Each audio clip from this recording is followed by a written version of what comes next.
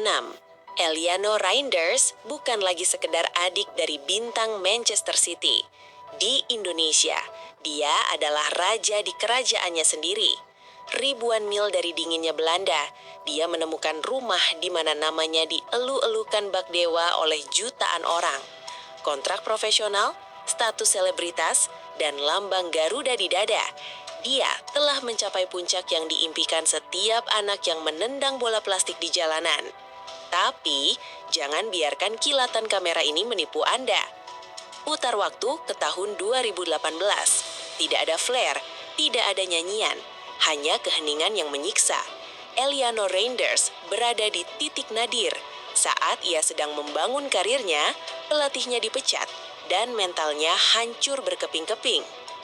Di momen ini, dia bukan calon bintang. Dia adalah pemuda yang patah arang.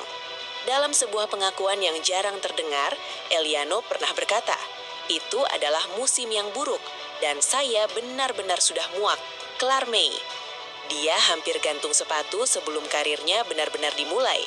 Bagaimana seorang pemuda yang nyaris berhenti bermain bola bisa bangkit menjadi ikon nasional? Jawabannya terletak pada sebuah perjudian besar di masa lalu.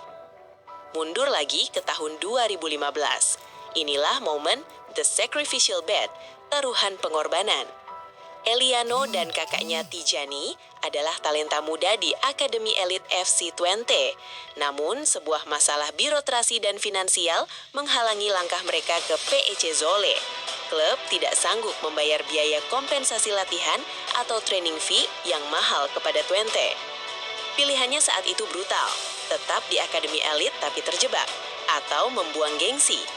Ayah mereka, Martin Reinders, mengambil keputusan gila.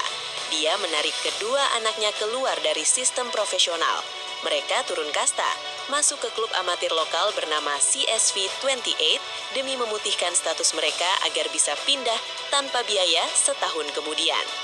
Bayangkan, dari fasilitas kelas dunia, Eliano harus bermain di level amatir, mempertaruhkan masa depan demi sebuah celah regulasi.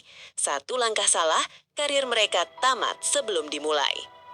Lingkungan ini membentuk baja dalam diri Eliano. Rumah tangga Reinders bukanlah tempat bermanja. Martin Reinders, mantan pemain pro, menjalankan rumah seperti barak militer. Tidak ada pujian palsu.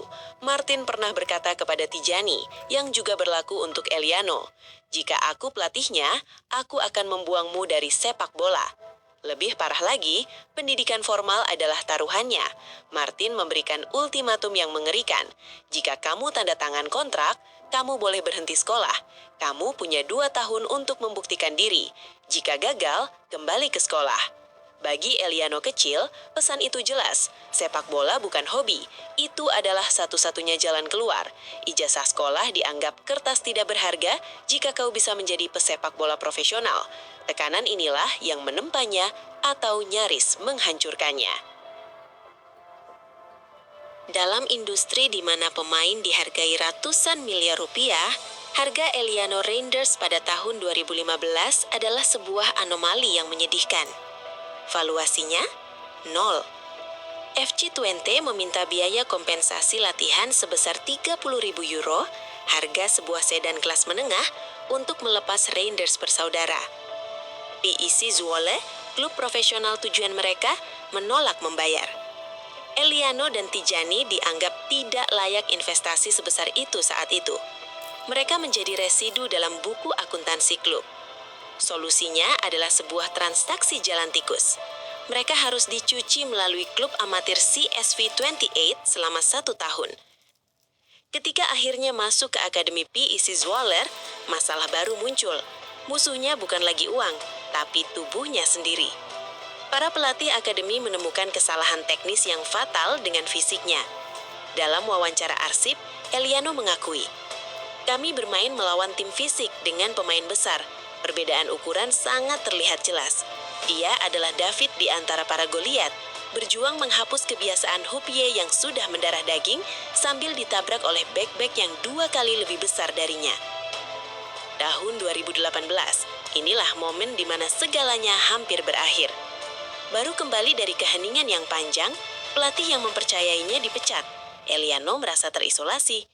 Dalam keheningan kamar itu, Kalimat keramat itu terucap di kepalanya. Saya sudah muak, ik was er helemaal klaar mee. Dia tidak sedang mendramatisir, dia benar-benar mempertimbangkan untuk berhenti. Pulang ke rumah, melupakan sepak bola dan menjadi orang biasa. Apa yang menahannya? Bukan uang, bukan ketenaran, tapi malaikat penolong di meja makan keluarganya. Ibunya, Angelina, dengan darah Maluku yang kental, memberikan kehangatan emosional yang menyeimbangkan dinginnya kritik sang ayah. Martin dan Angelina meyakinkan Eliano untuk bertahan 1 hari lagi. Keluarga dekatnya menjadi benteng terakhir yang mencegah bakat ini hilang ditelan frustrasi. Jika bukan karena percakapan di malam-malam gelap itu, Eliano Reinders hari ini mungkin hanya akan menjadi nama yang terlupakan di arsip sepak bola amatir Belanda.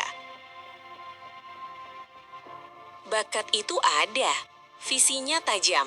Para pelatih memberinya kritik brutal. Berhenti melakukan sirkus, mainkan bola dari tanah, adalah pesan yang terus terngiang. Untuk bertahan hidup, Eliano harus membunuh egonya. Tubuhnya kecil, hanya 168 cm, dikelilingi raksasa Eropa Utara yang fisiknya jauh lebih dominan. Dia sadar dia tidak bisa menang adu fisik. Maka dia menjadi bunglon. Dia rela dimainkan di mana saja demi satu hal, menit bermain. Sayap kanan, siap. Bek sayap, lakukan. Gelandang serang, oke. Bahkan striker. Dia menjadi pemain utilitas. Sebuah pujian halus yang sebenarnya berarti kamu berguna untuk menambah lubang, tapi kamu bukan spesialis. Versatilitas ini menyelamatkan karirnya, tapi perlahan membunuh identitasnya. Dia ada di mana-mana, tapi tidak menjadi raja dimanapun. Lalu datanglah peluang emas itu, tahun 2022, The Golden Ticket yang gagal. FC Utrecht datang mengetuk. Mereka meminjam Eliano dengan opsi pembelian permanen. Ini adalah audisi besarnya untuk keluar dari bayang-bayang Zwolle dan membuktikan diri di klub yang lebih stabil. Manajemen Utrecht berharap pengalaman Eredivisie-nya akan mengangkat tim muda mereka. Tapi realitas menghantam lebih keras dari beton. Musim itu menjadi mimpi buruk statistik. Eliano bermain 35 kali. Jumlah gol? 0. Alih-alih menjadi bintang yang memimpin, dia tenggelam dalam mediokritas Liga Kasta kedua. Opsi pembelian itu tidak pernah diaktifkan. FC Utrecht memulangkannya ke Zwolle seperti barang rusak. Tidak ada kontrak baru, tidak ada kenaikan gaji, hanya tiket pulang dengan label gagal. Kembali ke Zwolle bukan sebagai pahlawan, tapi sebagai pemain buangan.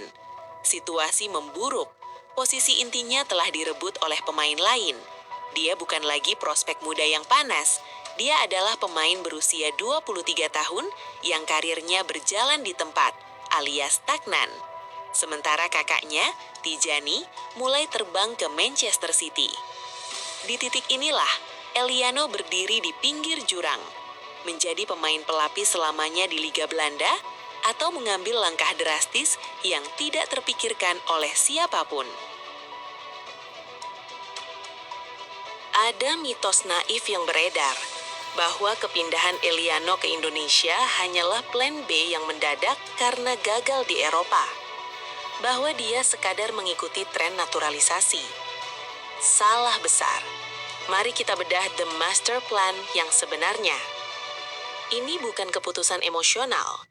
Ini adalah pivot strategis yang dingin. Saat Tijani menaklukkan IPL, Eliano dan tim manajemennya menyadari satu fakta brutal. Di Belanda, dia adalah salah satu dari ribuan. Di Indonesia, dia bisa menjadi satu dari sedikit. Pada tahun 2024, Eliano mengambil sumpah WNI bukan hanya demi sentimen leluhur, tapi sebagai langkah pembuka catur. Dia sedang membangun panggungnya sendiri. Dia tahu bahwa untuk menjadi relevan, dia harus pergi ke tempat di mana dia dihargai sebagai bintang utama, bukan sekadar pelapis. Momen penentuan itu datang pada detik-detik terakhir bursa transfer. Sementara rekan-rekan lamanya di PEC Zwolle sedang bertanding melawan Utrecht, sebuah kesepakatan rahasia dituntaskan di belakang layar.